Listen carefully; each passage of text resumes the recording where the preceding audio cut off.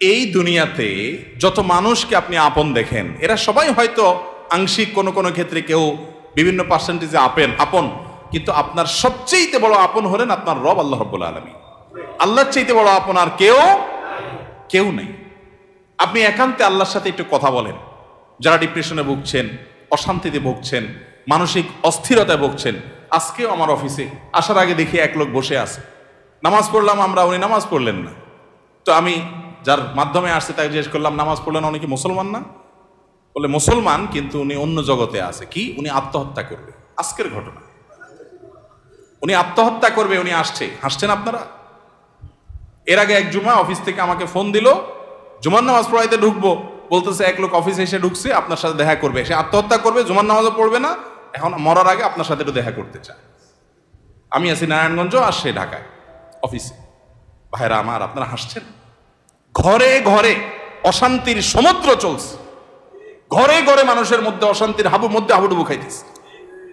তরুণ young মানুষ, বাচ্চা ছেলে, এখনো দুনিয়ার কিছু তারে পায় নাই, ব্যবসা বাণিজ্য, জ্ঞানজাম ফাসাদ কিচ্ছু পায় নাই।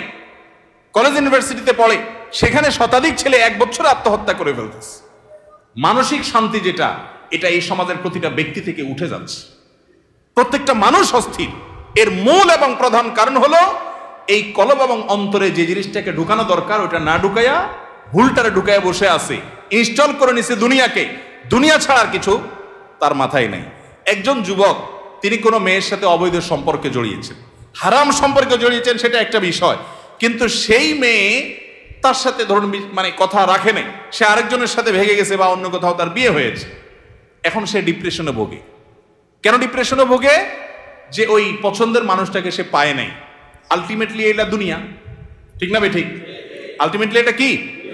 তার অন্তরে যদি আল্লাহকে স্থান দিত, আল্লাহকে যদি সবচেয়ে বেশি ভালোবাসতো, আল্লাযীনা আমানু আশাদ্দু হুব্বাল, তার অন্তরে যদি আল্লাহর সাথে মহব্বত সবচেয়ে বেশি থাকতো, আল্লাহর সন্তুষ্টিটাকে সবকিছুর উপর যদি প্রায়োরিটি দিত, তাহলে এরকম কেউ তার জীবন থেকে চলে গেছে, কেউ আসছে, কোনো দোস্ত নারাজ হয়ে গেছে, কিছু টাকা লস হয়ে গেছে, একটা ব্যবসা ছুটে গেছে, কিছু ক্ষতি হয়ে গেছে, এগুলোর কোনোটি তার জীবনে কোনো প্রকার প্রভাব ফেলতো? কি হয়েছে? এগুলো গেছে, আরো আসবে, না আসলোই না, তাতে কি সমস্যা? আমাকে তো আল্লাহর কাছে যেতে হবে, কিয়ামতের ময়দানে দাঁড়াতে হবে, সারা জীবনের হিসাব দিতে হবে। আমি সেই জায়গায় কি হিসাব দিতে পারবো, সেই জিনিসটা আমি ঠিক রাখতে পেরেছি কিনা, এটাই হলো আমার মূল গোলের জায়গা, এটা হলো মূল টার্গেটের জায়গা। এইভাবে যদি আপনি ভাবেন, তাহলে আপনার মধ্যে ডিপ্রেশন ইনশাল্লাহ এমনিতেই দূর হয়ে যাবে। মোহতারাম হাজরিন, অতএব সম্পদ উপার্জন করেন, ব্যবসা বাণিজ্য করেন এবং জাগতিক কাজ করেন, এতে কোনো সমস্যা নাই, কিন্তু অন্তরে দুনিয়াকে নয়, আল্লাহকে স্থান দেন। এবং এই স্থান দিতে গিয়ে আপনাকে স্যাক্রিফাইস করতে হবে। কি স্যাক্রিফাইস? ওই যে সৎ পথে চলবেন, হক হালালি চলবেন, টাকা পয়সা বেশি হবে না। অন্যরা তো দূরের কথা, নিজের আপন মা বাবার কাছেও দাম পাবেন না, ভাই বোনের কাছে দাম পাবেন না, বইয়ের কাছেও হয়তো দাম পাবেন না, ছেলে মেয়ের কাছেও হয়তো দাম পাবেন না, বন্ধু বান্ধবের কাছেও দাম পাবেন না, এলাকার ইমাম সাহেব, খতিব সাহেব, হুজুর সাহেবের কাছেও দাম পাবেন না, কারণ পয়সা নেই। কিন্তু আল্লাহর কসম, যেই জায়গায় দাম পাওয়া দরকার সেই জায়গা ঠিকই পাবেন। আরশ আজিমের মালিক আপনার অনেক বেশি মূল্য দিবেন। নবী করিম সাল্লাল্লাহু আলাইহি সাল্লাম কতবার এরকম বলেছেন সাহাবীদেরকে, তোমরা কোনো জান্নাতি লোক দেখতে চাও? বলি ইয়া রাসূলুল্লাহ, দেখতে চাই। একটা লোক চলে যাচ্ছে সামনে দিয়ে, তিনি জিজ্ঞাসা করেছেন, এই লোকটা সম্পর্কে তোমাদের কি ধারণা?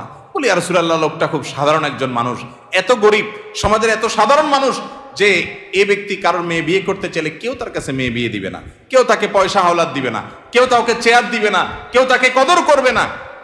আরেক লোক আসছে, নবী করিম সাল্লাল্লাহু আলাইহি সাল্লাম বলেন, এর সম্পর্কে তোমাদের বক্তব্য কি, মূল্যায়ন কি? সাহাবীরা বলছেন, ইয়া রাসূলুল্লাহ, এই লোকটা যার মেয়ের বিয়ের অফার করবে, সবাই তার কাছে মেয়ে দিতে পারলে সৌভাগ্যবান মনে করবে, পয়সা আলা, ভাবসাবালা, সমাজে অবস্থানওয়ালা। সে কারো কাছে কিছু চাইলে কেউ তাকে ফেরত দিবে না, তার অবস্থান আমাদের কাছে অনেক বেশি।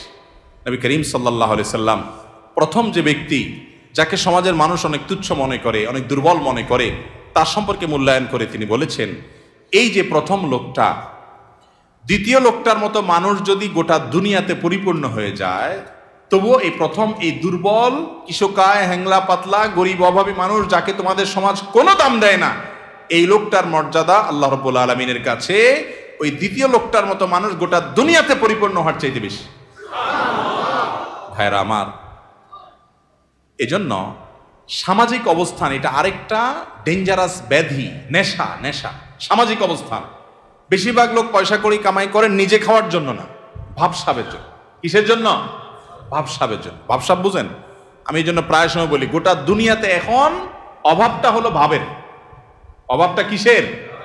ভাবের অভাব। যে আমাকে মানুষ লাখপতি বলবে, কোটিপতি বলবে। অনেক লোক দেখবেন যে বিদেশে হয়তো উনি সাধারণ একটা কাজ করেন, কিন্তু দেশে আইসা মাশাআল্লাহ কোট টাই বুট, ঢাকা শহরে হয়তো কোনো একটা দোকানে কাজ করেন, কিন্তু গ্রামে যায় মাশাআল্লাহ এমন ভাবে পরিপাটি হয়ে যান যে উনি ঢাকা শহরের বিশাল শিল্পপতি। আছে না নাই? তো বেচারা এত কষ্ট কেন করতেছে? তার দরকার একটু ভাব। তার কিসের দরকার? ভাব। এটাকে বলে সামাজিক অবস্থান। হব্বে যা, এটা মানুষকে কুরে কুরে শেষ করে দেয়, একদম ধ্বংসের দ্বার প্রান্তে নিয়ে যায়। এই জন্য ডিপ্রেশন থেকে মুক্তি পেতে চান, একমাত্র পথ আল্লাহর আনুগত্য এবং গোলামিতে ফিরে আসেন। সালহাতু সঙ্গে বুদি দিল খারাস, আজমুদে এক জামানা খাকে বাস। বাইরে বহু বছর তো পাথর হয়েছিলেন, কিছু কাল একটু মাটি হয়ে দেখেন, একটু চোখের পানি ফেলে দেখেন, একটু রোনাজারি করে দেখেন, একটু আল্লাহর সাথে কথা বলে দেখেন, দুনিয়ার মোহটা ছেড়ে দেন, আল্লাহর মোহাব্বতটাকে নিজের ভেতরে আনার চেষ্টা করেন, আল্লাহর গোলামিটা করে দেখেন। একাকি আল্লাহর সাথে একটু কথা বলেন, ভোর রাতে উঠে একটু আল্লাহর সাথে কথা বলেন, তাহাজ্জুদে গিয়ে একটু চোখের পানি ছেড়ে দেন, মুনাজাত করেন, আল্লাহর সাথে কানাঘুষা করেন।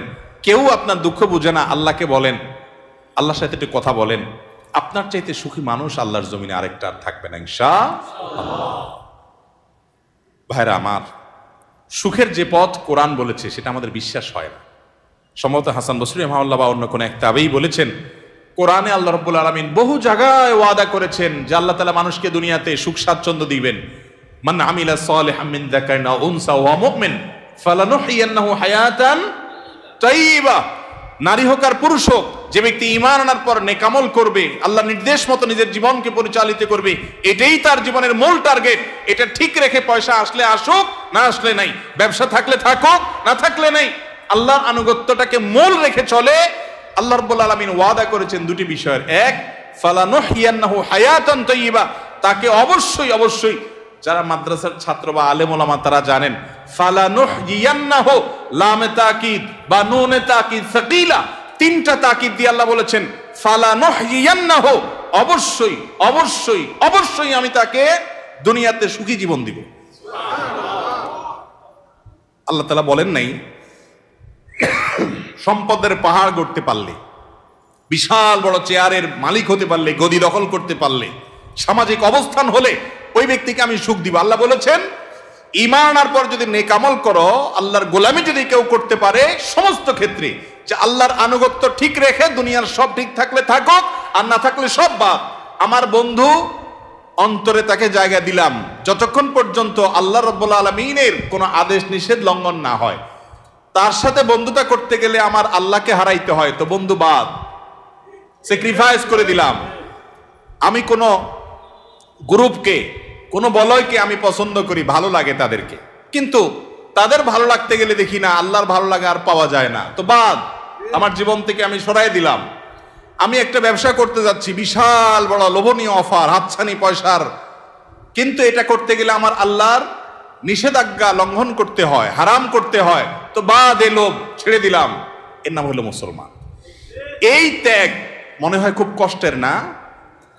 ভাইরা আমার, আল্লাহ রাব্বুল আলামিন যা বলেছেন, আল্লাহর কথার সত্যতাটা আমল করে দেখেন। আজমুদে এক জামানা খাকে বাস, একটু আমল করে দেখেন। স্যাক্রিফাইসের ভিতরে যে আনন্দ আছে, আল্লাহর শপথ ভোগের ভিতরে সে আনন্দ। হারামের হাতছানি আছে, ছেড়ে দিছেন কেন? আমার রবের নির্দেশ নাই, অনুমোদন নাই, আমি করলাম না, দরকার নেই আমার এই পয়সা। মনে হয় খুব কষ্ট হবে, তাই না? বাহ্যিকভাবে কষ্ট হবে, রূহ যে আছে, রূহ আত্মা ভেতরটা প্রশান্ত হবে। একটি জয়ীফ হাদিস দ্বারা প্রমাণিত যে কোনো ব্যক্তি যদি তার দৃষ্টির এরিয়াতে কোনো পরনারীকে দেখে, সুন্দরী মেয়েকে দেখে, দেখার সুযোগ আছে, ইউটিউব ফেসবুকে ভালো জিনিস দেখতে দেখতে হঠাৎ একটা খারাপ জিনিস চলে আসছে, আপনি দেখলে দেখতে পারেন কিন্তু দেখলেন না, এটাকে অ্যাভয়েড করলেন আল্লাহর ভয়ে, যে না, আল্লাহ তাআলা আমাকে কোরআনে নির্দেশ করেছেন কুল্লিল মুমিনিনা ইয়াগুদ্দু মিন আবসারিহিম, ঈমানদাররা যেন তাদের চোখের হেফাজত করে, আমি সেজন্য দেখব না। আপনি এটাকে এড়ায় গেলেন, স্কিপ করে চলে গেলেন। বাহ্যিকভাবে একটু কষ্ট হবে, প্রথম মনে হচ্ছে যে আরে এটা দেখলে মনে হয় সুখের সমুদ্রে আবুডুবু খাইতে পারতাম, কিন্তু আপনি দেখলেন না। একটু পরীক্ষা করে আমল করে দেখেন, কখনো যদি এটা আপনি অ্যাভয়েড করতে পারেন। একজন রাস্তা দিয়ে মেয়ে যাচ্ছে, সুন্দরী মেয়ে, আপনার চোখে হালকা আবসা আবসা দেখতে পেয়েছেন, যে আঁচ করতে পেরেছেন একজন সুন্দরী মেয়ে যাচ্ছে বেপর্দা, আপনি চাইলেই তাকিয়ে হারাম স্বাদ নিতে পারেন, কিন্তু আপনি নিলেন না, নজরটাকে নিচু করে নিলেন, হেফাজত করে নিলেন, এতে আপনার একটু কষ্ট হবে, একটু প্রথম ধাক্কাতে একটু কি হবে, কষ্ট হবে। আল্লাহর কসম করে বলেছি, আপনি পরীক্ষা করে দেখেন, আপনি একটু পরেই সে মেয়েটা আপনার দৃষ্টি থেকে যখন আড়াল হয়ে যাবে, দূরে সরে যাবে, আপনার অন্তরের ভিতরে সাথে সাথে ঈমানের স্বাদ অনুভব করবে, সাথে সাথে দেখবেন আপনার মধ্যে একটা ভালো লাগা কাজ করবে। সে ভালো লাগাটা কি, যে আমি আমার রবের নির্দেশ রক্ষা করতে পেরেছি, আলহামদুলিল্লাহ, শয়তানরে কাত করতে পেরেছি, কুপকাত করতে পেরেছি, শয়তান আমাকে হারাইতে পারে নাই। এই জন্য ভাইরা আমার, আল্লাহর আনুগত্যের জন্য চেষ্টা করবো তো ইনশাআল্লাহ। বিশ্বাস করুন, সম্পদে, দুনিয়ার মোহে, দুনিয়ার কোন ঐশ্বর্যে, দুনিয়ার কোন ভোগ বিলাসের উপকরণের মধ্যে আল্লাহর শপথ, আল্লাহ শান্তি রাখেন না। যদি রাখতেন তাহলে আগের জেনারেশনের চাইতে এই জেনারেশনের হাতে সুখ সমৃদ্ধির সমস্ত উপকরণ, ভোগের সমস্ত উপকরণ আছে, তারপর আত্মহত্যা করে, গরিবের চাইতে ধনীরা আরো বেশি করে। ঠিক না? ঠিক বোঝা গেল আল্লাহ তাআলা এগুলোতে শান্তি রাখেন নাই। শয়তান আমাদেরকে ওয়াদা করেছে একবার, আশ-শাইতানু ইয়াইদুকুমুল ফাকরা, শয়তান তোমাদেরকে গরিব হয়ে যাবা এটার ভয় দেখাচ্ছে। এই একবার বলাতে আমরা শয়তানের কথা যে পরিমাণ বিশ্বাস করি, কোরআনে আল্লাহ তাআলা কতবার বলেছেন, ফালানুহিয়ান্নাহু হায়াতান তাইয়্যিবা, ঈমানান নেক আমল অনুযায়ী চলো।